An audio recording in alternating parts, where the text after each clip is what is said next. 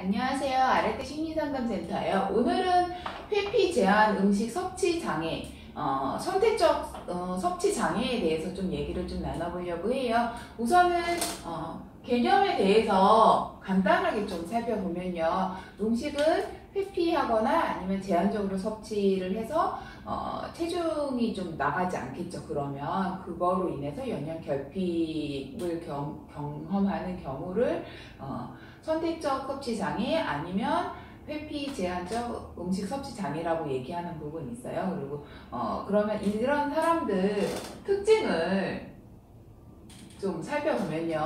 우선은 먹는 거에 대해서 관심이 전혀 없는 부분이 있고요. 그리고 유아에서 청소년 시작하는 그 사이에 좀 시작하는 부분이 있어요. 그래서 음식의 감각에 대해서 별로 관심도 없고 그리고 먹는 거에 대한 어떤 고통을 좀 호소하는 그런 부분이 있어요. 그래서 옛날에 아니면 예전에 역류 경험을 좀 심하게 해서 본인 스스로 너무 고통스러웠던 그런 경험들로 인해서 음식에 대한 관심이 별로 없는 걸로 좀 알고 계시면 좀 좋을 것 같아요. 그리고 잠자는 거에 대해서 잠을 잘 못 자는 부분이 있고요. 정서적으로 보면은 좀 위축되거나 아니면 감각적으로 좀 반응이 없는 무감각한 그런 부분이 좀 있어요. 그리고 부모하고 어떤 상호작용하는 부분에 있어서 좀 잘 이루어지지 않는 그런 부분이 있어요. 그러면 우리 아이 왜 회피적 제한 음식 섭취 장애를 좀 경험하고 있는지 원인을 좀 간단하게 살펴보면요. 위장 장애를 경험할 수도 있고 아니면 식도 역류를 좀 경험하거나 아니면 부모가 불안이 좀 굉장히 좀 높거나 그런 부분이 좀 있어요. 그러면 진단은 좀 어떻게 내려지는지 간단하게 좀 살펴보면요. 첫 번째로 음식에 대한 어떤 좌절 경험을 하거나 아니면 그로 인해서 음식 섭취에 대한 흥미가 결여되어 있거나 아니면 음식 감각이나 그런 부분을 좀 회피하거나 어떤 나중에 음식을 먹고 난 다음에 부정적인 결과가 좀 경험을 할 것 같은 어떤 두려움을 갖고 있거나 그런 부분은 최소 한 가지 이상은 경험해야 되는 부분이 있고요. 그리고 두 번째로는 체중 감소가 일어나서 이제 성장에 대한 어떤 성장이 많이 더디거나 아니면 성장이 많이 늦거나 그런 부분이 좀 있어요. 그래서 성장이 더디고 늦기 때문에 영양 보충제를 좀 사용을 해서 그거를 좀 의존하는 그런 부분이 있고요. 그리고 심리사회의 어떤 기능에 대해서 어떤 방해를 좀 받는 그런 부분이 있어요. 이러한 걸로 인해서 선택적 섭취 장애를 진단을 내려지거나 아니면 회피 제한 음식 섭취 장애로 좀 진단 내려지는 그런 부분이 있어요.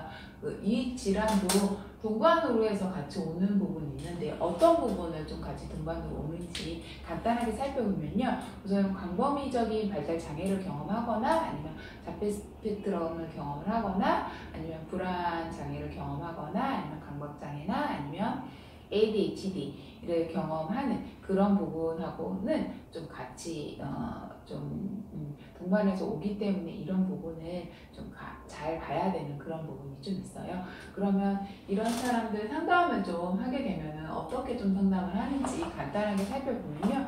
놀이 과정을 통해서 아니면 미술 치료 같은 경우에는 작품 활동을 좀 통해서 음식에 대한 어떤 친숙한 경험을 좀 할 수 있는 그런 거를 좀 할 수도 있을 것 같고요. 아이가 좀 크다고 한다면 심리 상담을 할 수 있는데 심리 상담 같은 경우에는 이제 뭐 인지행동 치료를 좀 해서 아이가 음식에 대해서 좀 관심을 좀 갖고 그거를 좀 섭취할 수 있게끔 하는 그런 부분이 좀 있을 것 같아요. 그리고 아이가 온다고 한다면 부모 상담을 좀 통해서 아이를 좀 어떻게 케어하면 좀 좋을지 그런 부분을 좀 안내해 드릴 수 있을 것 같습니다. 만약에 우리 아이가